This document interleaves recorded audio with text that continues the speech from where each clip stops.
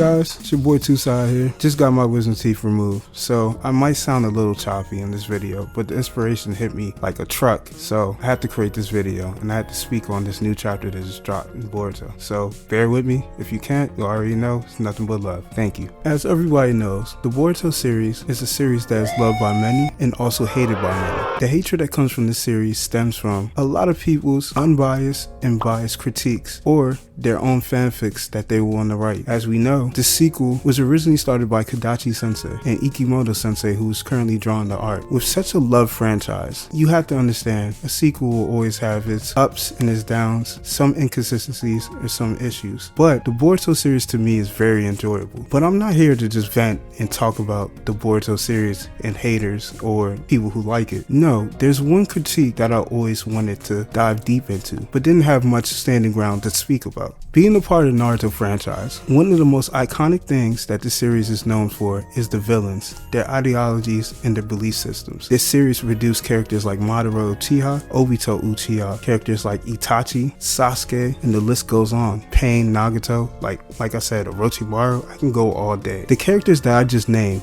we hold near and dear to our heart because of their mindsets and their ideologies that strictly control their actions in the series. So one of the critiques I hear a lot of people say is that the Boruto series in itself doesn't have any villains that have any ideologies that are compelling to the audience. But after chapter 4 Two Blue Vortex raw translations drop, I beg to completely differ. And it all starts with a one character that we all forgot, Isshiki Otsutsuki and the Osuki clan. And I know a lot of y'all gonna be like, hold up, wait, this doesn't really make sense. What are you talking about? So today, I'm going to talk about the underlying thing that's been a part of Boruto, that's been a part of the Naruto franchise since day one. And we're currently watching the dilemma unfold in the Boruto series. So you know the model by now. You know I'm about to talk a bunch of nonsense that just sounds good, but just let me cook. Understand my Isshiki Osuki reference. We have to rewind back to Kashin Koji versus Isshiki / Jigen. Isshiki versus Kashin Koji started in chapter 44 and ended in chapter 48. This fight laid the groundwork of Isshiki Osuki's ideology and also the ideology of the other Utsusukis. During the fight of Kashin Koji and Isshiki Osuki, Kashin Koji forced Isshiki out of the course we know as Jigen. This is where Isshiki came out and started dropping bars after bars on Kashin Koji. On page 39 of chapter 47, after Isshiki shrinks the mask off of Kashin Koji's face, he says, all genes,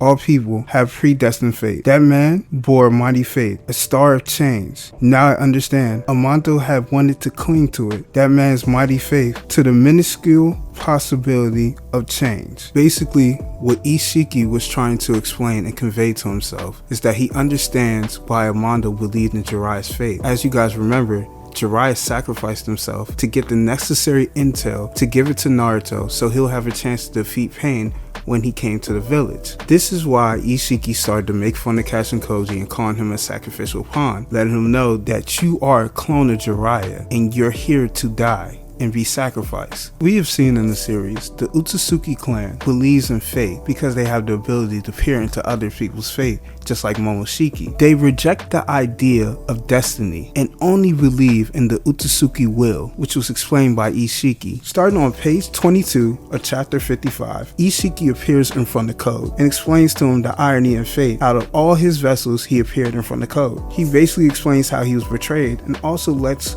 Code know what the Otsutsuki will is. He explained that the Otsutsuki have devoured countless planets and continues evolved over thousands of years, and he wanted Code to do the same. He told Code to procure a chakra fruit, and how the chakra fruit is the crystallization of a planet's life. It shall contain everything, a record of all life that ever lived and died on the planet, including him, meaning his DNA, his genes, is a part of Earth. But to continue down this rabbit hole of the underlying themes of Boruto and the Naruto franchise, I need to explain the difference between destiny and fate. The concept of fate can be understood as everything that life or God gives you, everything that they throw at you, and unfortunately a lot of stuff that cannot be changed. But on the other hand, destiny is what you do with those parameters, your reactions, your actions, and your behavior through these predetermined circumstances that you were born into. This is why so many people believe fate has more of a negative connotation and destiny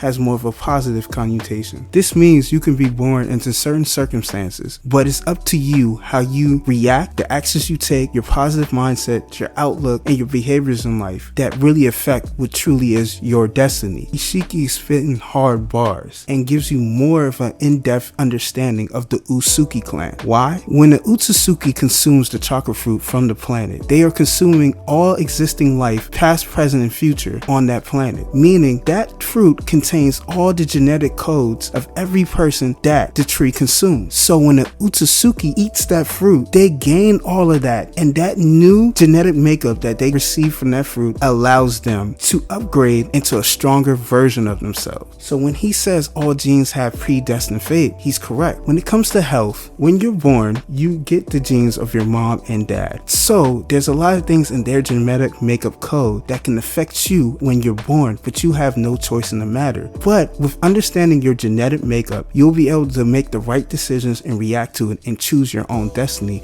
not allowing the fate of your genes to control you and dictate what you do in your life. Yes, it will be hard. Yes, it will be annoying, but you can change your own destiny. The Utsusuki clan doesn't believe in destiny. They believe in fate. They know they are the superior beings in the galaxy, and they know that when they go to a planet, they're going to kill everything, eat that fruit, and upgrade themselves and continue to repeat the cycle. And the people on those planets have no choice to comply. They have no destiny, just predetermined fate. But the actions of Kaguya Utsusuki changed this for the people. If you guys remember, when Kaguya came to Earth to harvest the planet, she fell in love. Something that she said her clan really don't give a damn about. Love isn't something they care for. But she did. She fell in love with a human, and they had 2 kids. Circumstances that came about, she ended up killing her husband and creating the tree and eating the fruit and upgrading herself to protect her children from the invasion of her clan. But that one mere decision, refusing to live the fate of the Utsusuki clan, she gave birth to 2 kids that created and helped shape the shinobi world that we see today, which allowed a lot of characters in the Naruto franchise the opportunity to choose and make their own destiny and pave their own ways and break the cycles. Something that was really hinted on throughout the Naruto series, the cycle of hatred and the cycle of reincarnation of the Uchiha clan and the Senju clan, and how that dialed down into the final battle of Naruto and Sasuke. Destiny and fate. Let's rewind back to Naruto versus Neji in the Chunin exams. Part 1, Naruto. In Naruto Part 1, Chapter 100, page 11, after Neji defeated all the shadow clones that Naruto threw at him, he said, "Wake up and face reality. Those who become Hokage are born with that fate. You can't get there by trying. You have to be pre-selected." As you guys remember,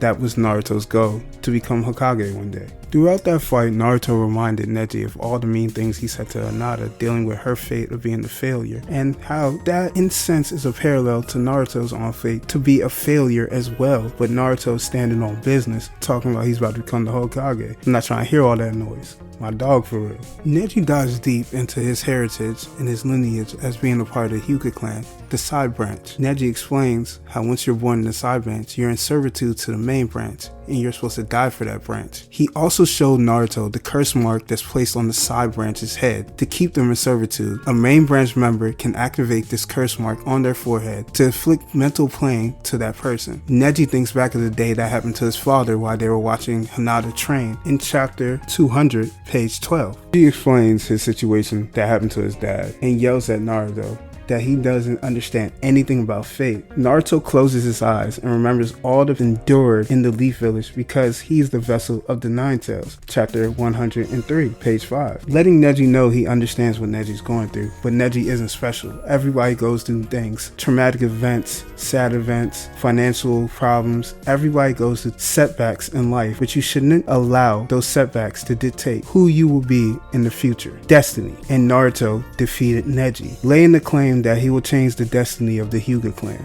But Tusai, Neji still died for the Hyuga clan. What are you possibly talking about? Kishimoto lost his pen when it came to Neji. I had to pause you right there. The difference of Neji's death in the war arc deals with fate and destiny. His fate to die to servitude of the main branch clan, he had no choice in that. It was just something that was expected. Neji choosing to die to protect Hinata and also protect Naruto as his choice, just like his father, is a parallel to destiny. So, yes, Neji changed his own destiny. Had to throw that out there. But, you know. But as we continue down the story of Naruto, we see Naruto changing his own destiny, becoming the brat that nobody loved in the village to the beloved Hokage that brought world peace, or Jiraiya, whose faith was to become the vessel of change for both his students Nagato and Naruto, who eventually met by fate in battle to the end, where Naruto finally realized how to stop the cycle of hatred, or even the final battle like I stated earlier in the video between Naruto and Sasuke, where Naruto finally knocks some sense into Sasuke's head and Sasuke let go of his ideology and his ideals in his pursuit to assassinate the 5 Kage and be the one Hokage of the world. But I hope you guys understand the message I'm trying to convey with this introduction. Destiny and fate will always be a major theme in this franchise. Theme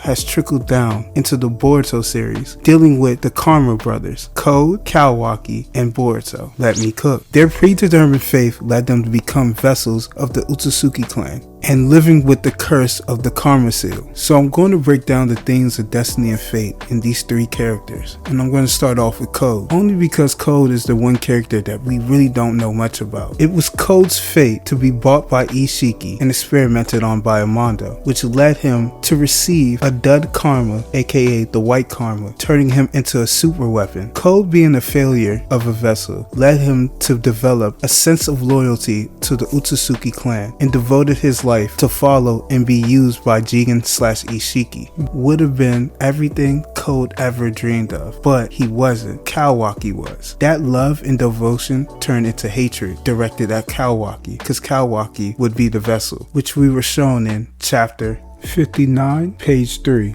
Being a devoted follower of the Otsutsuki is the only thing Code really ever knew, and it makes sense. As a child, he was taken from his home and turned into a weapon and used as a weapon by Amando and Jigen. Code never was allowed to get any type of development that would lead him to choose a different path than the one he's been following. This is all he ever knew. Sounds familiar, right? This is a callback to what everything the 3rd Hokage wanted to fight against and change. The children from becoming soldiers in endless war. This is even something that Madara and Hashirama also fought to create the Leaf Village. Unfortunately, Code's fate is still determining his actions to this day. When Isshiki appeared in front of Code and bestowed the will of the Utsuki onto him, he mindlessly ran into war. Code took an oath of revenge and ran in head first to complete his mission. But this led Code to failure. Code lost Ida, Damon, lost to Boruto, Kawaki, and now is stuck in the cycle of just completely being used by the same person who took everything away from him. In chapter 4, Two Blue Vortex Boruto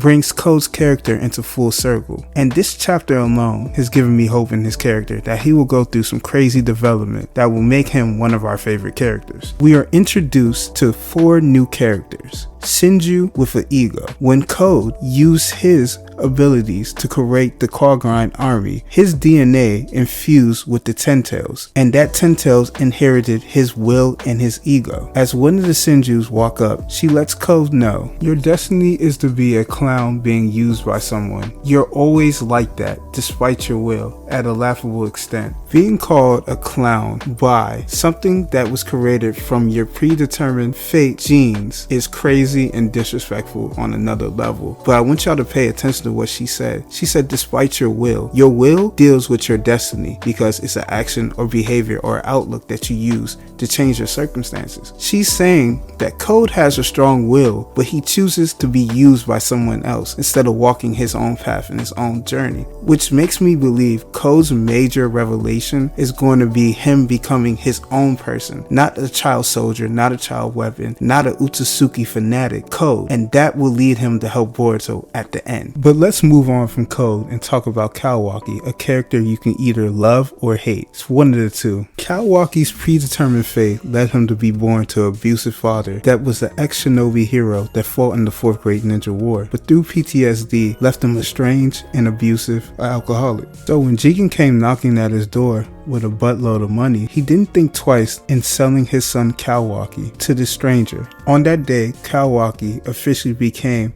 the fully realized vessel of Isshiki. Every day of Kawaki's young, fragile life, Jigen reinforced the idea that Kawaki is nothing. Without power, he's nothing but a vessel. He will never have dreams, goals, or anything. He will always be Isshiki's vessel. This left a hole in the young Kawaki's heart, turning him into a cold and callous character. Kawaki gave in to his predetermined fate. his fate of being a vessel. But through the manipulation of Amando, the evil scientist that created all these cyborgs, Kawaki was granted another opportunity at life. Kawaki woke up in the hospital, staring at Naruto's smiling face. Naruto became something as a father, mentor, role model, and a superhero to Kawaki. He became the symbol of hope for Kawaki in the future of this world, allowing him to continue to change and grow to become a better person, which was symbolized in the vase that Kawaki originally destroyed in chapter 26, page 28. Himawari's vase became a parallel, a symbolization of who and Kawaki was, broken from the moment he walked into the Uzumaki family household. But after receiving that hug from Naruto and saving Himawari from Delta, Kawaki started to pick up the pieces of himself and rebuild himself as a person, choosing his own destiny for the first time in his life. But at the end, when the vase was finally completed, there was one last hole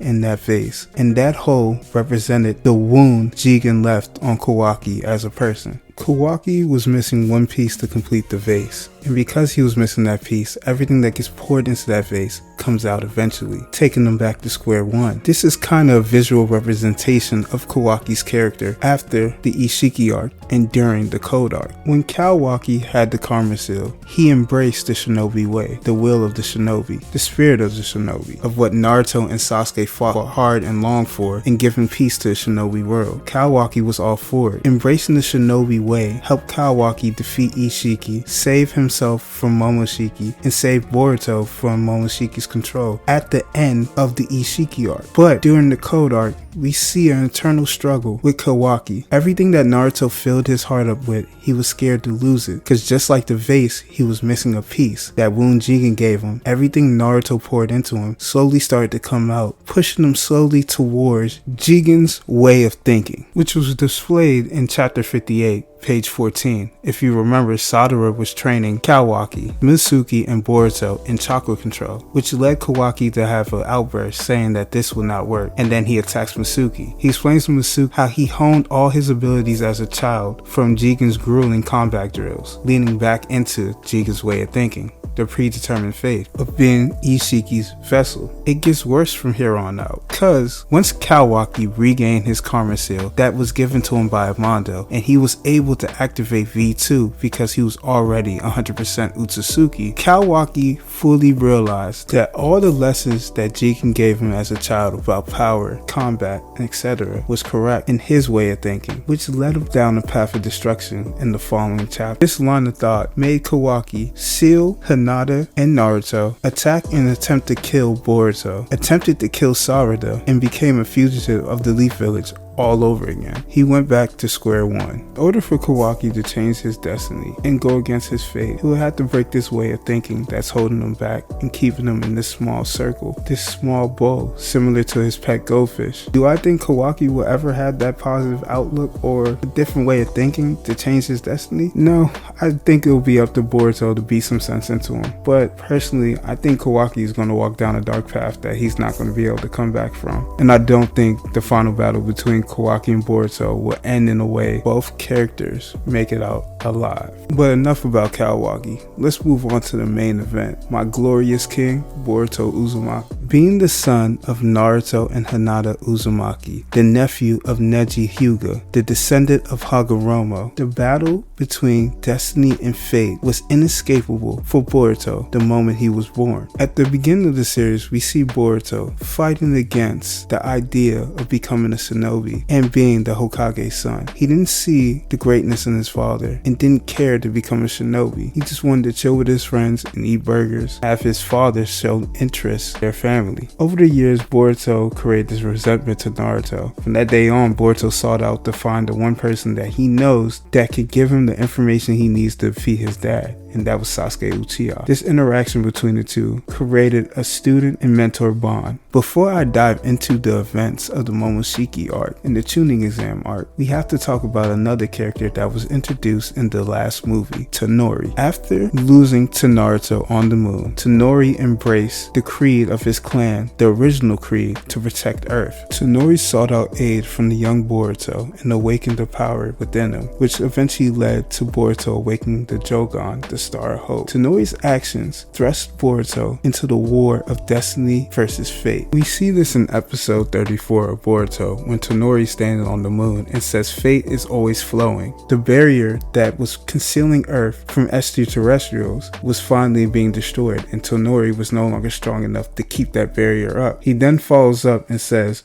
with destiny as your opponent, how would you fight to the bitter end? Personally, I think this was mistranslation, just based on the conversation ahead. I think what Tonori meant is, with faith as your opponent, how would you fight to the bitter end, not destiny? Here's why. The moment Kaguya and Isshiki arrived on Earth, the fate of the world was for it to be destroyed. No matter what happens, the Otsutsuki clan will return to Earth. Otsutsuki clan returning means destruction. Basically, Boruto has to fight against his fate and also the fate of the world, which was explained in the episode when Tonori visited Boruto in his dream and told him about the Jogan. In that dream, and I'm paraphrasing here, Tonori looks at Boruto and tells him that his eye is the Star of Hope, and that eye will give him the ability to shoulder the fate of the world. It will guide him through the darkness and destruction that is coming. And just like that, Boruto inherited the fate of the world. But let's flash forward into the Momoshiki arc. When Momoshiki came to planet Earth, Momoshiki was eventually defeated by the efforts of Boruto, Naruto, and Sasuke. Sasuke gave Boruto another chance at being a shinobi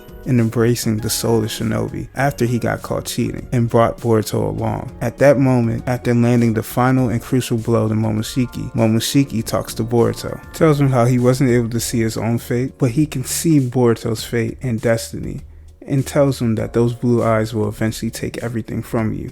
Those blue eyes being Ida's blue eyes when she activated her Sharingan and switched places with Boruto and Kawaki. On that day, Boruto became Momoshiki's vessel. That was his fate, intertwined with the fate that he shoulders with protecting the world, intertwined with the soul of the shinobi which he inherited from Sasuke and Naruto's resolve. This burden is huge for a 12-year-old, but we move. As the series continues, we see that Boruto's rebellious nature allowed him to choose and shape his own destiny, even allowing himself to be killed by Kawaki to free the world of Momoshiki. Even though Momoshiki was able to bring Boruto back, it shows you the pure selflessness of Boruto. I think in the time skip, Boruto's character is going to be a visual representation of destiny versus fate. Boruto now has Momoshiki's ability to see other people's fate, so he kind of knows what's going to happen before it happens, and internally he's battling these circumstances. This is why he was so cold when he came to the village. No, he wasn't edgy, he's just depressed and sad. Knowing the future at all times and actually having a good heart will become a struggle for any character, especially somebody like Boruto. This is why Boruto isn't using karma as much as we want him to in the series, to Blue Vortex. Think about it. If Boruto used karma, he can easily be on Isshiki's level and nothing will be able to stop him. But he chooses not to. He chooses to walk the path of the shinobi, what Sasuke taught him, a decoration to his fallen master. This is very important because Boruto is choosing his own destiny. But this is going to lead into an internal conflict because we know Boruto is afraid to use karma because of Momoshiki. He doesn't want Momoshiki to take over and make matters worse. So Boruto is stuck in a battle between